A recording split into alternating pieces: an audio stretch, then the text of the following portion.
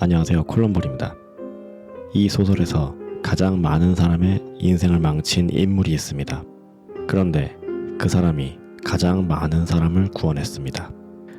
이야기는 전쟁과 평화, 그 인물은 돌로호프입니다. 이 사람은 등장할 때마다 사고를 칩니다. 옥상 난간 위에 올라섭니다. 술을 잔뜩 마시며 누가 더 오래 버티나 내기를 하지요. 떨어지면 그냥 끝입니다. 경찰서장을 묶어서 강에 던집니다. 추방당했다 돌아와서는 친구의 아내를 건드리죠. 그리고 결투를 합니다. 또한 도박으로 한 사람의 인생을 송두리째 파괴합니다. 급기야 납치까지 감행합니다. 이 소설의 주요 인물들 거의 대부분이 한 번씩 다 당합니다. 그리고 전부 망가지죠. 보통 악당이라면 여기서 끝나야 합니다. 그런데 이상합니다. 이 사람이 지나간 자리 그냥 폐허로 끝나지 않습니다. 뭔가가 남습니다. 아니, 정확히 말하면 뭔가가 새로 시작됩니다. 무너졌는데 거기서 끝이 아닙니다. 망가뜨렸는데 그게 끝이 아니라 다음 챕터로 이어집니다. 소설의 찐 주인공 중 한 명인 피에르를 보겠습니다. 그는 갑자기 부자가 됩니다. 아버지의 유산을 물려받으며 하루아침에 사교계 중심으로 끌려 들어오지요. 그리고 결혼을 합니다. 아내는 엘렌, 사교계의 꽃이라 불리는 여자입니다. 그런데 그 결혼이 그를 완전히 올가맵니다. 좀비처럼 생각 없이 끌려다니는 꼭두각시가 되지요. 그의 삶은 거의 멈춰 있습니다. 그걸 건드린 게 바로 돌로호프입니다. 친구인 피에르의 아내를 건드립니다. 그것도 피에르 본인이 보는 앞에서 노골적으로 도발하지요. 결국 결투로 갑니다. 이 사건 이후 피에르는 그를 올가매던 사교계에서 빠져나오죠. 그리고 전혀 다른 길로 인생의 행로를 걷습니다. 멈춰있던 사람이 비로소 천천히 움직이기 시작합니다. 그 시작점에 돌로호프가 있습니다. 그가 의도했을까요? 아니죠. 그냥 건드렸을 뿐입니다. 그런데 피에르의 인생이 바뀝니다. 돌로호프와 엮인 또 한 명의 사람이 있습니다. 나타샤 로스토바입니다. 그녀는 안드레이 공작과 약혼한 상태였습니다. 그런데 그 약혼 처음부터 매우 이상했죠. 안드레이의 아버지 볼콘스키 노공작이 반대했습니다. 1년을 기다리라는 조건을 걸지요. 나타샤는 하염없이 기다립니다. 그 사이 아나톨이 나타납니다. 그리고 유혹하죠. 거기에 합세한 사람이 돌로호프입니다. 아나톨의 충동을 실행 가능한 계획으로 만든 것이 돌로호프입니다. 유괴를 도모합니다. 결국 실패하죠.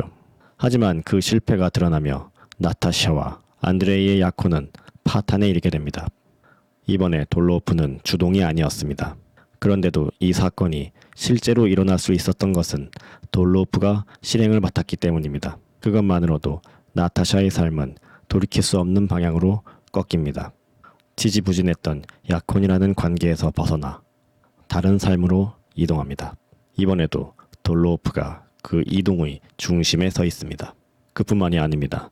니콜라이도 마찬가지입니다. 그는 겉으로는 전쟁 영웅이죠. 하지만 실상은 허세입니다. 그 상태에서 돌로호프가 나타납니다. 그에게는 동기가 있었죠. 니콜라이의 연인 소냐에게 차였습니다. 그 안갚음이었습니다. 도박판으로 끌어들입니다. 니콜라이로 하여금 하룻밤 사이에 감당 못할 도박빚을 지게 만들죠.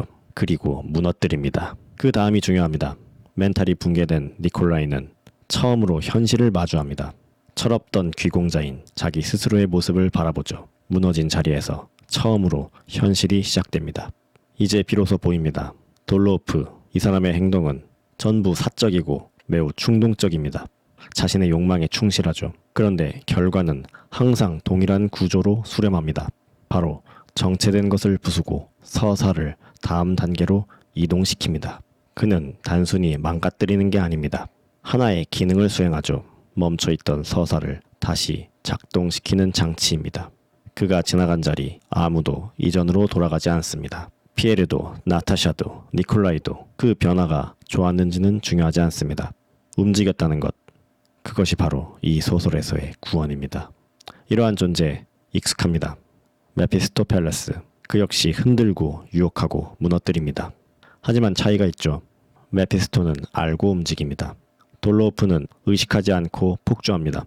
그는 인간이 본능대로 폭주할 때 드러나는 하나의 극한입니다. 그에게 걸려든 피에로와 니콜라이 둘 다 절친이었음에도 그는 망설이지 않습니다. 그래서 더 위험하고 더 비극적입니다. 그렇다면 이 소설의 등장인물들을 다시 보게 됩니다. 질서에 머무는 사람, 망설이는 사람, 조금씩 벗어나는 사람. 그런데 돌로우프는 그 어디에도 명확히 속하지 않습니다.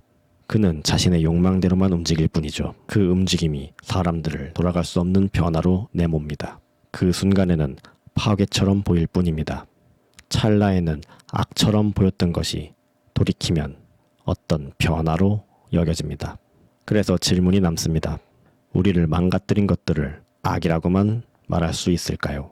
어쩌면 어떤 파괴는 우리를 다음 챕터로 밀어내기 위해 필요했을지도 모릅니다. 전쟁과 평화의 인물들에게 돌로우프가 그랬던 것처럼 말이죠. 오늘 영상은 여기까지입니다. 시청해주셔서 감사합니다.